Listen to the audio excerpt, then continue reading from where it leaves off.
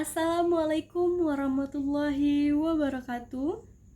Selamat pagi teman-teman semua dan selamat datang kembali di kelas retorika setelah lebih dari 1 bulan kita mengikuti kelas daring. Puji syukur kita ucapkan kehadiran Tuhan Yang Maha Esa, yang mana yang telah melimpahkan rahmat beserta karunia-Nya sehingga kita dapat berkumpul di kelas retorika pagi ini dalam keadaan sehat walafiat. Terima kasih saya ucapkan kepada Bapak Reli selaku dosen pengampu mata kuliah retorika, dan terima kasih kepada teman-teman semua atas semangat dan partisipasi yang sangat luar biasa pada pagi ini. Berdirinya saya di sini untuk berpresentasi, bukan untuk berekspektasi, karena tingginya ekspektasi bisa membuat sakit hati. Maka dari itu, tak kenal maka tak sayang, sudah sayang lalu ditinggalkan. Saya, Febrianti Valentina, akan mempresentasikan naskah retorika saya dengan judul Gen Z lebih dari sekedar digital native. Teman-teman di sini ada yang tahu nggak sih apa itu Gen Z? Siapa sih itu Gen Z? Dan bagaimana dengan Gen Z? Gen Z adalah sekelompok orang yang lahir sekitar tahun 1997 sampai dengan 2012, yang dimana termasuk kita di dalamnya, yang mengikuti generasi milenial atau Gen Y. Dan kita adalah generasi pertama yang tumbuh besar di dalam dunia yang sepenuhnya digital, yang menjadikan kita sebagai digital native. Lalu teman-teman ada yang tahu nggak siapa itu digital native? Apa sih itu digital native? Digital native sendiri merupakan istilah yang digunakan untuk menggambarkan generasi yang tumbuh besar di era teknologi digital, di mana internet, komputer, dan perangkat digital lainnya sudah menjadi bagian dalam kehidupan sehari-hari kita. Nah, ini tuh sangat relate sekali nggak sih dengan kita Gen Z? Mari kita mulai dengan sebuah pertanyaan. Siapa di sini yang merasa bahwa generasi kita atau Gen Z ini adalah generasi yang paling unik sepanjang sejarah? Bagaimana dengan Bapak Reli? Apakah setuju dengan pertanyaan saya ini?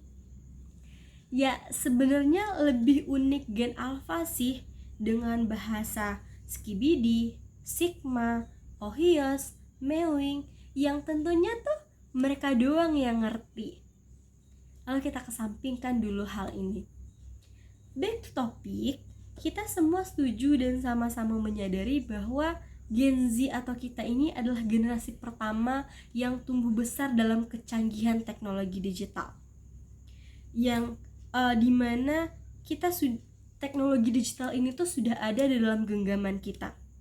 Mungkin teman-teman pada saat kecilnya, saat SD-nya tuh udah mulai punya tablet Samsung, Advan, dan juga Mito.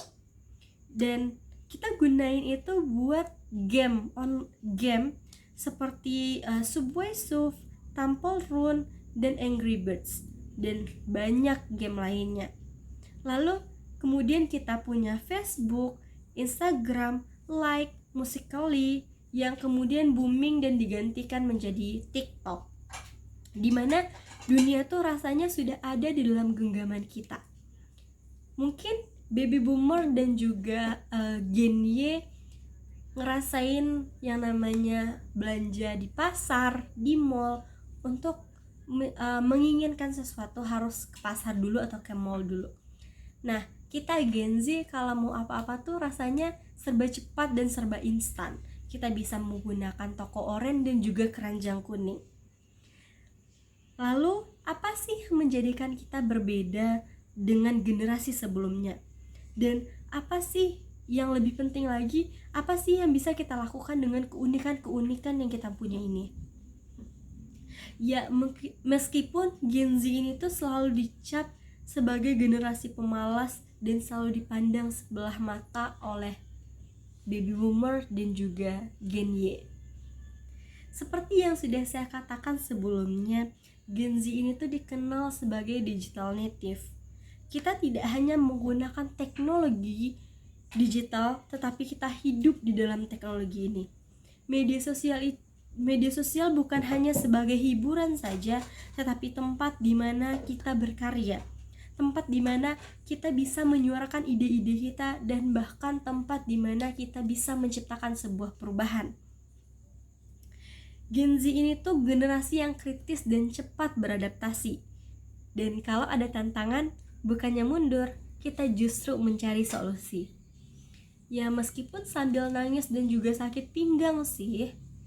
Namun yang paling menarik adalah kita tidak sekedar mengejar sukses materialnya saja, tetapi kita Gen Z ingin karya-karya kita tuh bermakna dan membawa dampak yang positif bagi lingkungan dan juga masyarakat sekitar. Namun jalan bagi kita Gen Z itu selalu gak mudah dan gak mulus. Kita menghadapi tantangan seperti overload informasi yang sering membuat kita merasa bingung dalam membedakan mana fakta dan mana hoax. Tumbuh besar dalam perkembangan teknologi digital seperti media sosial kadang menjadi tekanan sendiri bagi kita Gen Z. Berapa banyak dari kita yang memiliki tekanan psikologis yang bisa dikatakan cukup buruk. Kita mudah ngerasa cemas, mudah ngerasa stres saat melihat kehidupan orang lain di media sosial ini tuh tampak sempurna dan tampak bahagia. Dan kita tuh krisis mental yang sangat mengancam bagi kita Gen Z. Nah, pada dasarnya teman-teman, setiap orang itu memiliki porsi yang berbeda. Namun kita bisa memanfaatkan teknologi digital ini sebagai tempat di mana untuk dampak positif, menjadikan media sosial sebagai platform dan tempat serta menyebarkan pesan-pesan perubahan.